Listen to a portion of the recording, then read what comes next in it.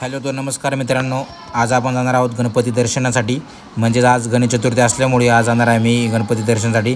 मी माझं ऑफिसचं पूर्ण काम आज कंप्लीट केलं आहे त्या आणि तर बघू शकता मी तुम्हाला माझ्या मिनी ब्लॉगमध्ये दाखवलं होतं की किती गर्दी आहे। तर बघू शकता मी गुरुजी तालीम जे गणपती आहे मानाचा गणपती त्या तिथे उभा राहून म्हणजे तिथपर्यंत लाईन होती। दगडूशेठ मंदिरापासून ते तिथपर्यंत लाईन एवढी मोठी लाईन क्रॉस करून आणि त्या लाईनमध्ये चालत आपण आता दर्शनासाठी जाणार आहोत। तर बघू शकता मी सध्या तिथे आहे आणि इथे पण खूप गर्दी आहे आणि या गर्दीमध्ये आता आपल्याला ब्लॉग काढायला जमत नाही प्रॉपर, परंतु तरी आपण प्रयत्न करतो आहे असं छान प्रकारे असं ब्लॉग वगैरे बनवायचा। आणि गर्दी पण खूप मोठी आणि लाईन पण आणि भाविक भक्त जे आहेत गणपती बाप्पाचे ते सध्या लाईनमध्ये उभे आहेत आणि ही खूप मोठी लाईन आहे। आता ही लाईन पूर्णपणे क्रॉस करून आपल्याला बाप्पाच्या मूर्तीपर्यंत पोहोचायचं आहे। तर मी नक्कीच पोहोचणार आहे आणि बघू शकता मित्रांनो, तर ब्लॉग काढताना मला अचानक हे दिसलं आणि मला माझ्या मित्राची आठवण आली, कारण की माझ्या मित्रांनी इथून त्याच्या मैत्रिणीसाठी घेतलं होतं।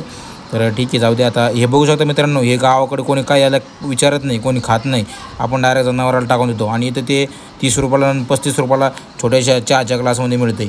ते विचार करू शकता किती गावाकडे झालं कोणी विचारत नाही। गावाकडे आम्ही डायरेक्ट जनावराला मक्का टाकून देतो आणि इथे 30-35 रुपयाला ते डायरेक्ट एक ग्लासमध्ये घेतात।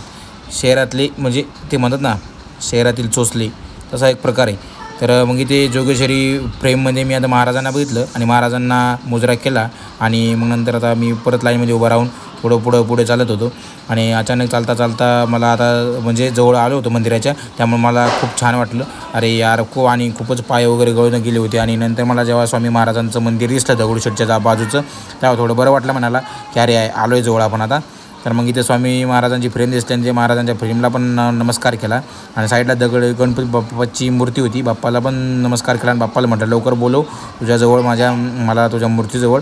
तर नक्कीच बाप्पा म्हटला नक्की तुला बोलवतो। तर बघू शकता मग आता आतमध्ये आलो आणि आतमध्ये पण खूप गर्दी होती आणि पावसाचं वातावरण असल्यामुळे थोडंसं भीतीच वाटत होती की पाऊस वगैरे येईल।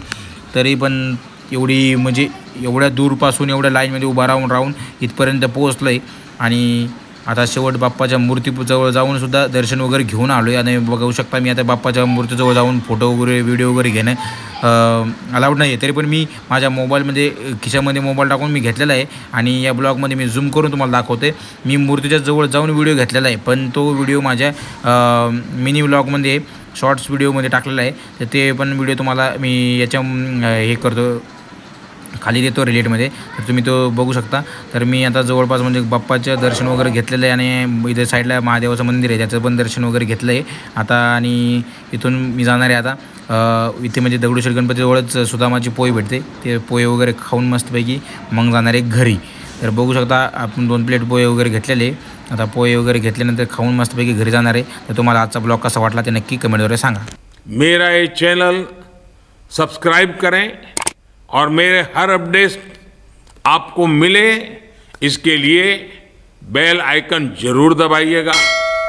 आप सभी को मेरी ढेर सारी शुभकामनाएं।